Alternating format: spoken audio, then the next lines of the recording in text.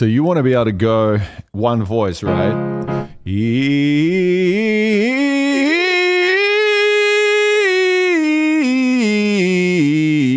Straight through without a vocal break all the way through, right? One voice. But every time you try to navigate into your upper range, you get this problem. You crack the falsetto, or you get stuck, and then you get stuck in chest voice and you hit a ceiling. This used to be the problem that I was stuck with for many, many years. The highest note I could reach was F. That used to be the highest note, but I was really like hitting that ceiling there, and I couldn't go beyond that unless I cracked a falsetto, like that. And so many of the singers who come to work with me, they're initially stuck with that problem. And some of these people were struggling with this problem for many years, despite taking lots of singing lessons with other teachers and singing courses, watching YouTube videos. And very quickly, we overcome this problem, expand their range dramatically, and get it usable in songs. So the question then is, what were they missing that made them struggle for so many years that suddenly was able to change so quickly? What is that? What does that change? What is that difference? Let me break it down for you here.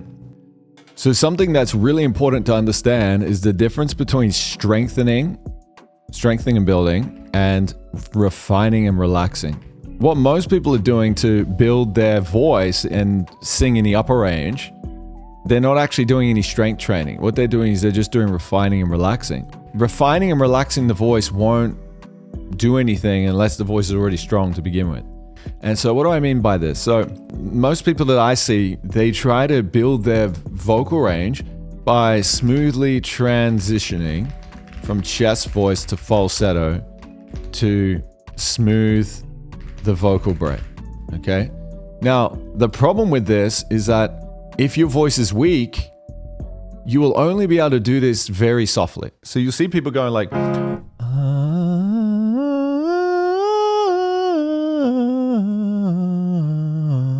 you see how soft that is? So it's like, okay, there's no break. I'm going up pretty high and it's smooth. The problem is you try to then go, okay, well, how do I make that a bit bigger so I can use it in songs, okay? And it's like, oh, okay, well, you just go louder. I was like, all right, great. And then you get this problem. And it falls apart again. To which you'll be told to go back, make it softer again, and then gradually add the volume over time as your voice strengthens. The problem is you may have been trying to do that for many years and it's not getting better. It's like you're still stuck with the same problem. And the reason why that's happening is what you're essentially lacking is strength in the chest voice. No matter how much you keep trying to transition the break, it won't get better until that strength deficit is fixed.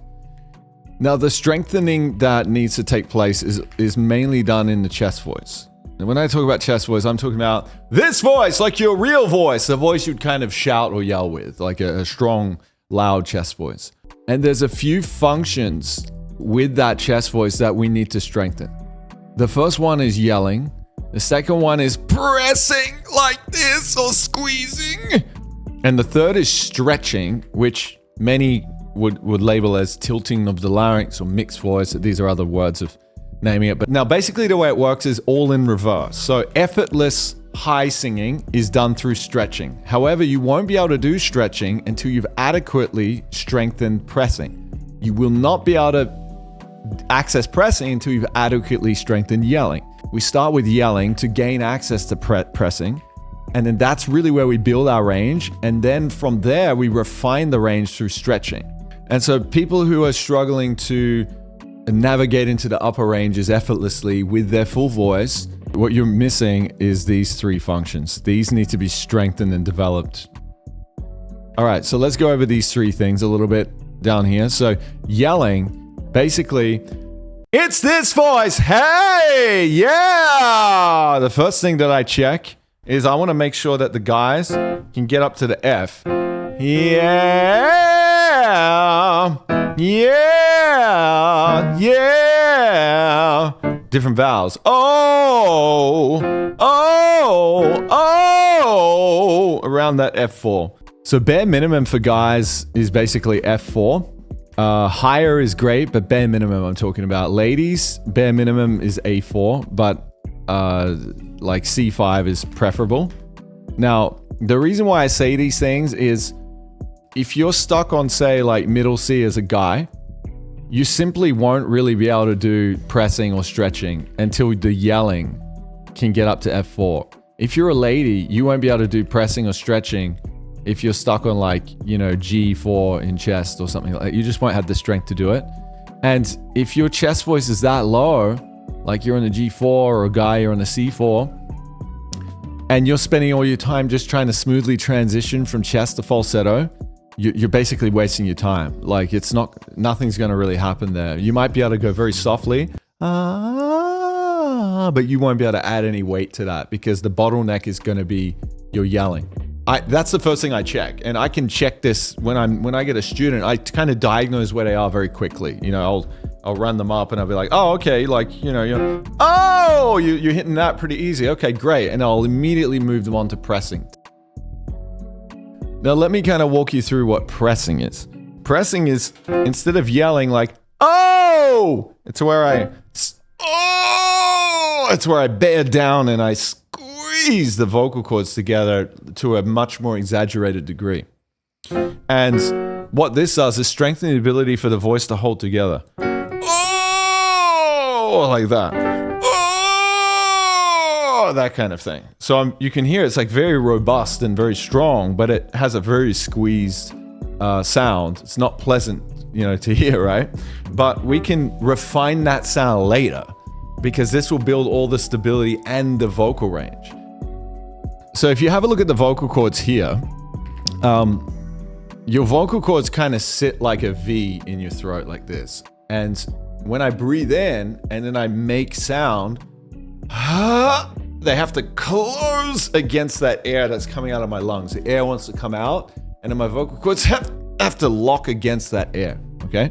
Now, there's degrees of how much you can squeeze off the air. So if I don't squeeze enough and it's too loose, it's like, my vocal cords are trying to come together, but the air is pushing them apart, right? And then what we can do is we can strengthen that ability to squeeze off the air, and now very little air is coming through. It's like kind of bunching up under the vocal cords and getting stuck. If I let it a little bit through, I get more of a less squeezed sound and more flow comes through. So essentially we got the difference between flowing and squeezing. Does that kind of make sense? So most teachers won't show you the pressing function. This function, most teachers will not show you this function because they want you to flow the voice. So they want you to go, oh, or it sounds like it's not squeezed, or it sounds like it's flowing and it sounds better. The problem with this is that this is refining and relaxing the voice. This is a stage that comes later, which is flowing the voice, airflow, okay? The problem is if you have not strengthened your yelling, you won't be able to access pressing. And if you haven't strengthened pressing, if you try to flow your voice, before you've built up the strength, what will happen is your vocal cords will not be strong enough to handle the air, and the air will blast through and you'll go, and you'll crack. So this is why it's really important to understand what the bottleneck is, the root cause of the problem. That way we can address it. Otherwise, you're just going to practice these scales and exercises and nothing changes even for years. So with pressing, for ladies, what we're looking for is to at least get it to about the D5. And yes, that's pure chest up to D5. And it's possible to go much higher than that. I'm just giving you what is a good baseline for it. And guys, at least the A4. Now, the pressing is the primary way we increase your vocal range. However, you won't even be able to access that coordination unless you can get the yelling at least to the A4 or F4. The next step after pressing is you will now be able to work on stretching. Stretching is where we can go up to high notes with very little effort. Oh! Instead of pressing, which is which you can hear it sounds really heavy and squeezed, right? Now, what's happening with stretching is where rather than just pressing the vocal cords really heavy together, we're incorporating other muscles that actually then help stretch the vocal cords and thin them out. Basically, you have the pressing still happening, but just it doesn't have to happen to such an extreme degree because now it has other muscles to help it out and shift some of the load of the weight off the voice. And you still get this full sound, but now the vocal cords they're more elastic and they're flexible. Now, oftentimes stretching is labeled as mixed voice, or it's labeled as tilting the larynx, or it's labeled as cry configuration, or in the old school, it used to be actually called bridging the head voice. But nowadays, when people talk about bridging the head voice, they really kind of just go into falsetto. So I made a whole video on that, which you can check out. Now, there's two different ways to actually stretch. I can stretch through the pressing thing or the yelling thing, okay? They're all like two different modes, essentially. So I can do this thing. Oh, that's me stretching through the pressing. Or if I do it through the yelling, oh, it has like a thinner kind of quality to it. So they're essentially two different mixed voices is basically what I'm getting at here. And I made a video on this. You should check it out where I kind of go into that a bit more. The yelling one, it's good to develop both, but the yelling one has less potential, I believe. The one through the pressing, that's the one where, like, what the really good singers are doing. The naturally talented singers that just naturally sing great, they're mainly singing through this one. Because what happens is when you take the stretching through the yelling higher, it gets a little bit too thin sometimes and a little bit unstable. And this is a problem that a lot of people have, is once they get mixed voice, they find that the mixed voice is unusable, a shaky, lacks strength, and they're wondering, how do I get it more full and usable? Actually, it's that you want to develop the pressing one, the stretching through the press. That's actually where the solution is. So it's like a whole different setup. So I go into this video. You should check it out. Now, what's cool though is that once you know how to stretch, then you can take, remember how I said the yelling, the guys need to get up to F4, ladies to A4. Now these don't have a limit. You can actually take the stretch, through the stretching, you can take these way higher. So guys, you can be going up to like C5s, even higher, ladies even higher than that. And the stretching will allow you to take the pressing up way higher too. So I know this kind of sounds complicated and stuff, but what I'm getting at here is that there's a very clear, once you develop this, it gives you access to this. Once you develop that, it gives you access to this. Once you develop that, these other things start to improve as a byproduct. And it's a really important point because oftentimes people are training something and they're not improving at it, and they just keep training it thinking, oh, you know, if I keep training it, it'll get better. But actually the bottleneck might be somewhere else, and you got to train something else that seems unrelated, but then suddenly you gain the ability to do that thing. I get so many students who come to me who were trying to stretch through the yelling thing. So they're trying to activate their cry, that thing, and get mixed voice, and they couldn't get it. They would just have this crack. So they go, and they couldn't connect it. They come and we train, and on our first session together, we don't even work on that. We just work on like yelling and pressing, and at the end, I'm like, okay, go check your transition into head voice. Go check your cry, your mixed voice. Check it now. And suddenly they go, and just take it way up, even though we didn't work on it directly. And they're just like, what the hell? I've been trying to do that for years, and we didn't even like work on that. We were just working on these like squeezed press sounds, and somehow my vocal break's gone.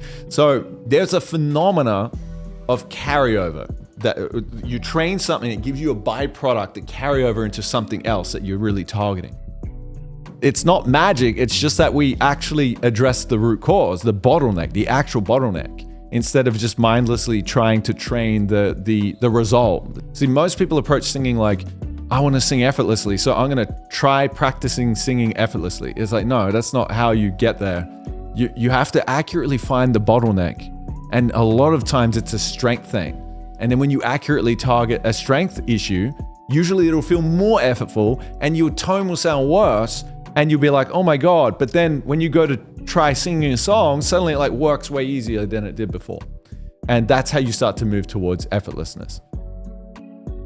Okay, so just quickly before we wrap up, because I know this video is getting pretty long, we talked about strengthening and building the voice. And the big problem that I'm seeing is most people are not doing that stuff. They're focusing on things that are the byproduct of having strength. So for example, me being able to go like that up into the high range very easily, it's very relaxed, okay? Most people just try to jump there. Oh, keep your voice relaxed. Keep your voice open and free. You can't start there as level 1, okay? So we build strength. That strength gives you the ability to then relax the voice. That's how it works. You might be asking, why is it that I haven't heard people talk about this before, or why hasn't my teacher shown me this? There's a couple reasons why. I'll just very quickly go over this. The main reason why is that most great singers are naturally talented. They're just naturals, okay? And they're at the top of this pyramid. They start, and where they started, maybe they started down here. So they started good. And then they just learned to become really good. Okay, so they started good and they became really good. I started way down at the bottom here, okay? So the problem with naturally talented singers is they're not aware of all of this stuff here.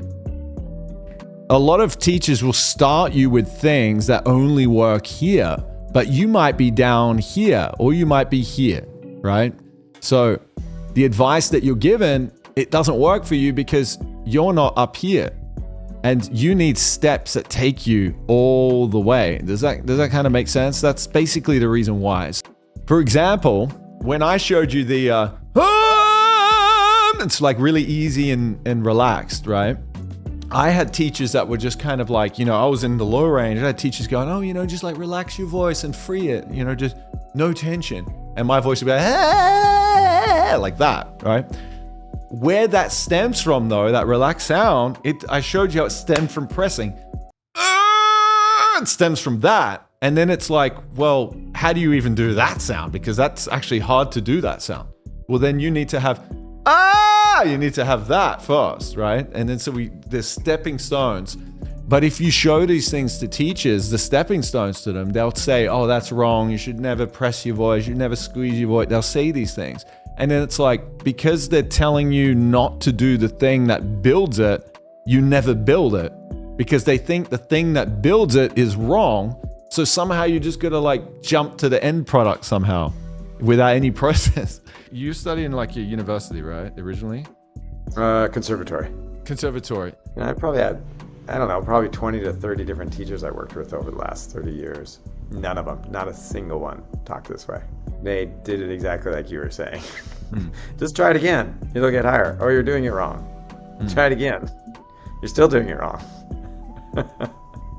Okay, well, what? They're just like, use more resonance. Well, that's not getting my voice any higher. Use more resonance. Yeah. Sing better. I know. It's like, do it better. So this is so cool to be learning like this. Yeah, it's a great gift you're giving people. Basically, they think here is the bottom of the pyramid. They think they're like, oh, that's the beginning. Here, okay, I'm starting you from the beginner level, and I'm going to take you all the way to great singing. But actually, really, it's down here, and there's all this stuff they don't know about. Even if they can do it themselves. There's plenty of people who can sing great and do these things, and they just don't even know what they're doing. They're not aware of it. And so if you're missing it, they can't pinpoint what specifically you're missing and then how to address it. It's something that I spent many, many years struggling to figure out, and I learned it mainly from reverse engineering what naturally talented singers were doing, and it took a long time because I had to first even identify what they were doing in a sound coordination, and then it took me even longer to figure out how do I even get my voice to do that sound coordination, and then and if I can't do it, how do I get my voice to do something that is a stepping stone down that would eventually actually lead to that thing. So expanding your full vocal range, not having a vocal break, being able to sing effortlessly through the high upper ranges and being able to use it in songs is exactly what I help people do. in a very step-by-step way by accurately diagnosing specific to where you are, what exactly you need to work on. We work together in a way where you can actually get direct feedback and know if you're training the right way or the wrong way, what to change, those kinds of things. That way we can transform your voice and take you to the next level. If you would like to be mentored through this process so that we can just pinpoint exactly what you need specific to your voice and how to move you forward, do not hesitate to reach out to me on my website, philmafroge.com, and I look forward to hearing from you.